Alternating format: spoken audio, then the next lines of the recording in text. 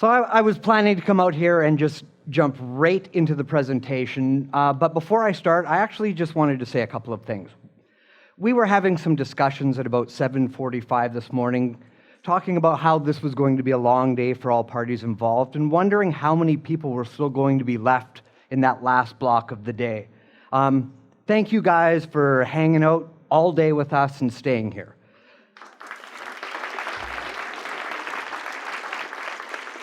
And just one other thing I would like to say really quickly is there was a mention in somebody else's speech of that notion that the TEDx speakers were the beautiful people, and I would just like to kill that once and for all.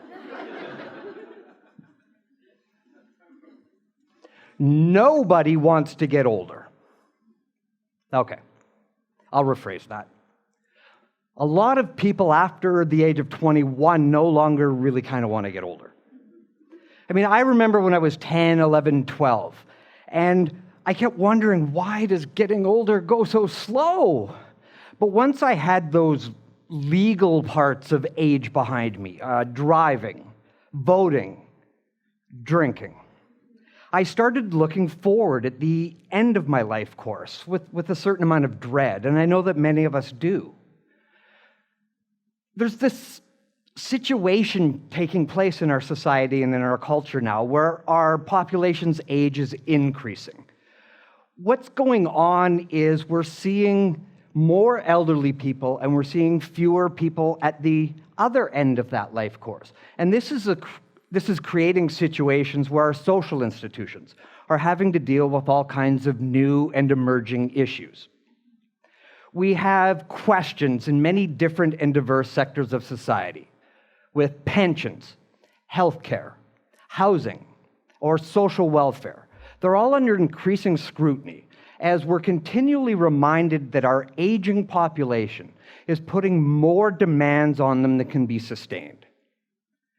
So these are the kinds of issues that we need to deal with. And I'm going to argue that before we can properly address those issues and concerns, we need to understand, as a society, what our preconceived notions of aging are and what that entails. The mass media, we've heard that several times today. Well, they certainly transmit these impressions of elderly people that have helped to shape this ideology that we take forward into the rest of our lives. As a technology, television has stepped up in the last half century as the most pervasive cultural medium in history. But it's not just television. We have music, film, radio, the print media, the World Wide Web. They all serve to give us these images of aging that have helped to kind of create this ideology that we have about growing older and what that means. There is a wealth of research that has looked at the role of the mass media in their presentation of these images of aging. And what it shows us is that the elderly are almost always represented as frail, or as dependent, senile, or non-productive members of society, and they place undue strain on our larger social system. So with images like this constantly bombarding us, it's extremely difficult to not then look at elderly people and think of them as a problem, or not look forward at growing older ourselves and having a certain sense of fear.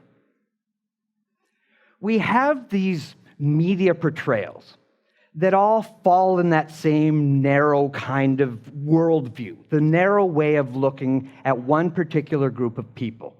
And they're all based in some of these popular societal myths that we have that tend to exaggerate or magnify what are smaller truths. And when we see these images, it's extremely difficult to not then conceive of the elderly as a problem. We see an entire group of people, and we're constantly told that they're socially irrelevant or that they're burdensome. And when we take those into our interactions with other people, it's really difficult not to conceive of it in that way. Popular culture conveys this ideal that it's youth that is desirable, and it is the ultimate goal to obtain.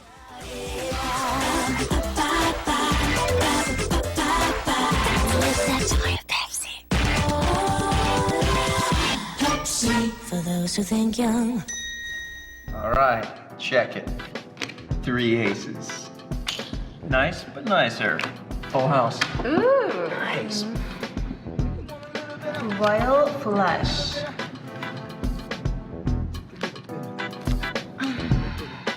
I got nothing. Oh, I was like, good gracious, ass both spacious, flirtatious. What's going on? Get back to bed. Feel young again. Centrum Silver.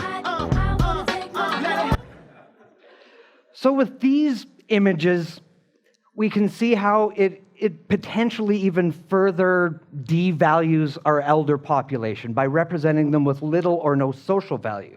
And with youth as the image of the social norm that we're all supposed to adhere to, it is extremely difficult not to think of aging and elderly people as a problem.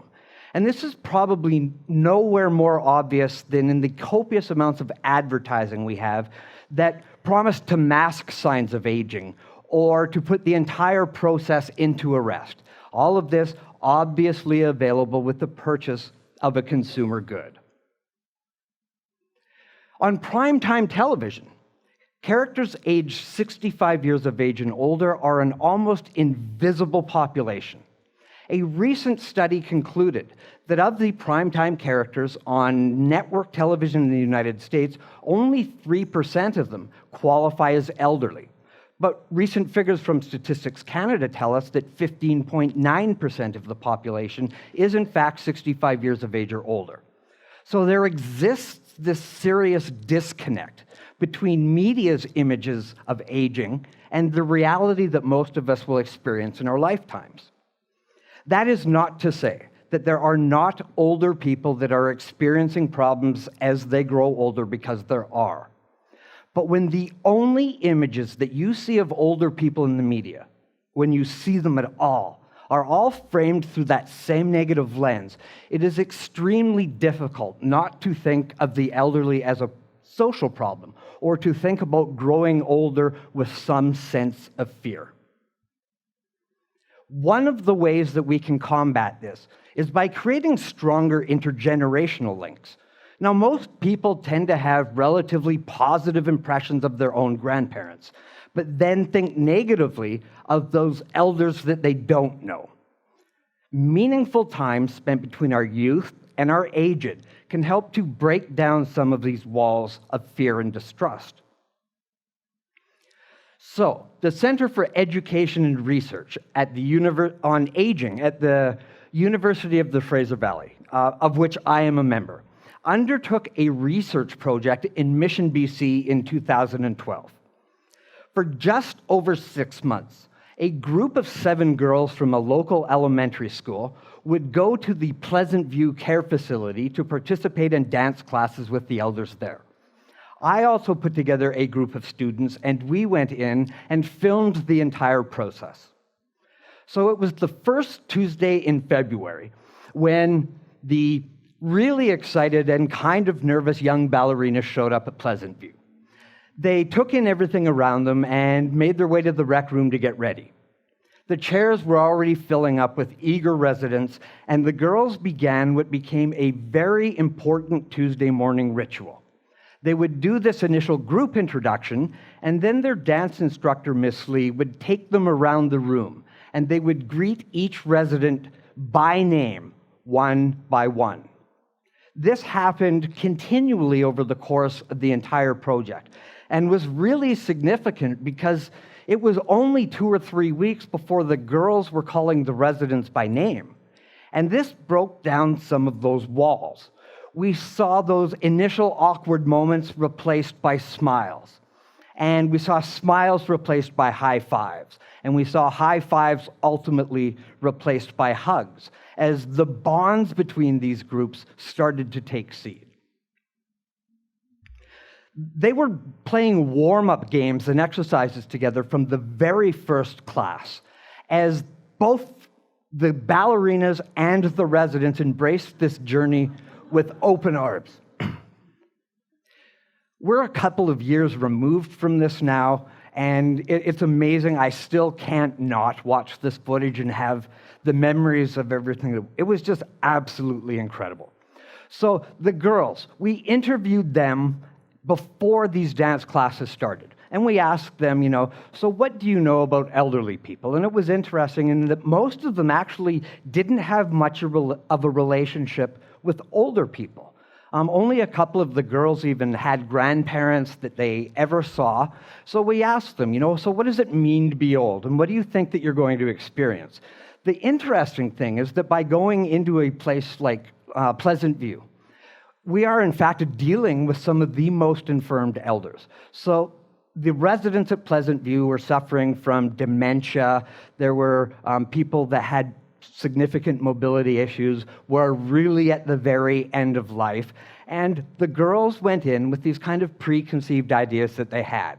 But right from the very beginning, they started to have these preconceived ideas about elderly people questioned, where they would continue to encounter all of these new things. So Rolly wants to get up and dance with you guys right now, and they would help him take off his oxygen and come out onto the dance floor. Or they would go over and grab Annie, who was suffering from dementia, and bring her onto the floor and dance with her. And it was in these moments, in these games, where you could really see that there was, evident joy in the faces of everybody that was involved. There were several moments that I would refer to as defining throughout the course of this project. We did collect 400 plus hours of footage of everything going through that and cataloging every second of it was clearly the worst part of the project. But the moments I'm going to talk about are the ones that kind of stick out. So I believe it was only the third week, and one of my documentary students with a camera on her shoulder went up to the girls as they were getting ready. So the first one there was Chelsea, and she's starting to get ready, and the student says to her, "So, Chelsea, are you excited to be missing school for this?" And she kind of looked at her quizzically, and she said, "But this is part of our school."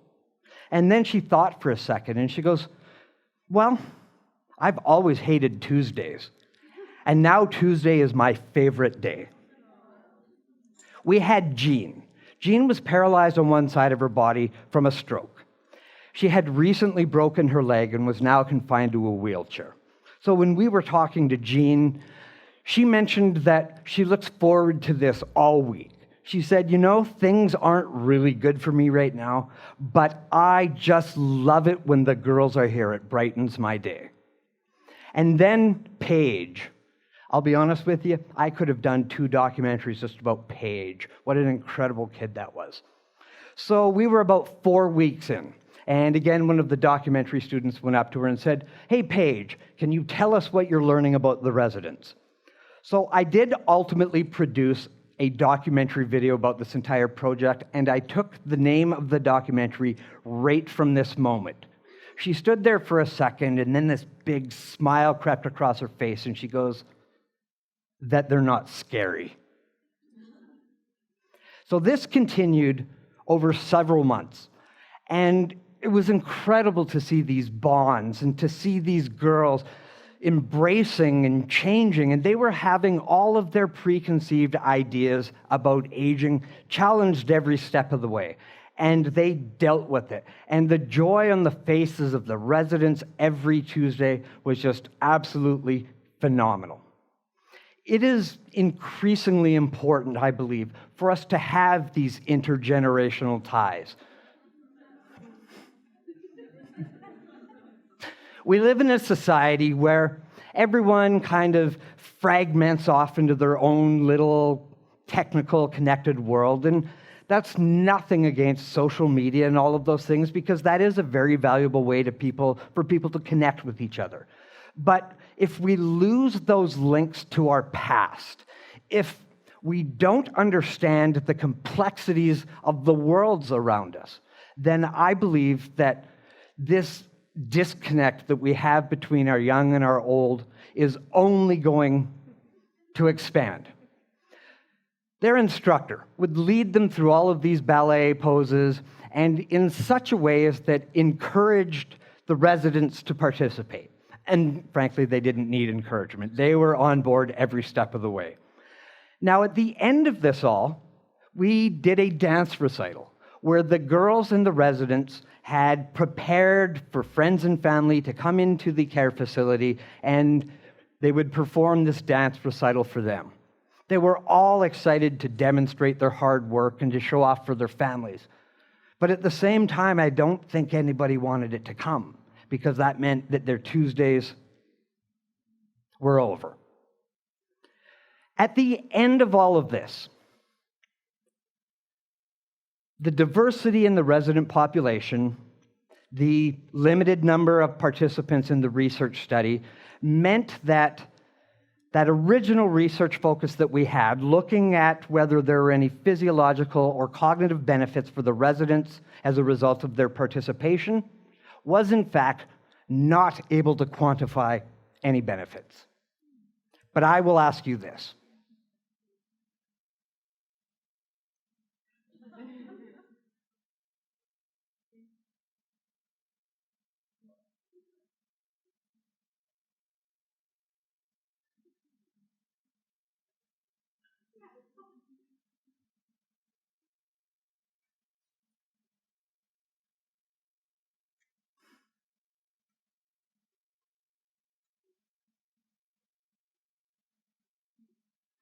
How do you quantify joy? Thank you.